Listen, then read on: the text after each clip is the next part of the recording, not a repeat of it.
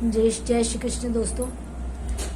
जब भी कभी कहीं पर बड़ा कोई केस होता है, दिल्ली जैसा केस, लड़कियों के साथ बहुत बदसलूकी की जाती है, बहुत रेप वगैरह केस होते हैं जो, तो हम लोग क्या करते हैं, कुछ दिन उसके लिए नारेबाजी करते हैं, कैंडल मार्च निकालते हैं और इसी तरह के करके ख़त्म हो जाता है। कुछ दिनों में वो केस शांत हो जाता है।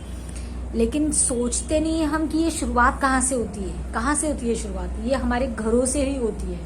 हम हमारे घर में सबसे पहले हमने ये सोच रहे जी कि हम हमारे घरों में बेटियों को कितनी इज्जत देते हैं। हमारे घर की पत्नी हो गई, बीवी हो गई, बेटी हो गई, माँ हो गई, हम उसको कितनी इज्जत देते हैं कि हम उनके साथ कितना अन्याय करते हैं। उनको परवरिश, बेटियों की परवरिश हम कैसे करते हैं, हम बेटियों को कितना आदर सत्कार देते हैं। कभी इस बारे में सोचा है आपने?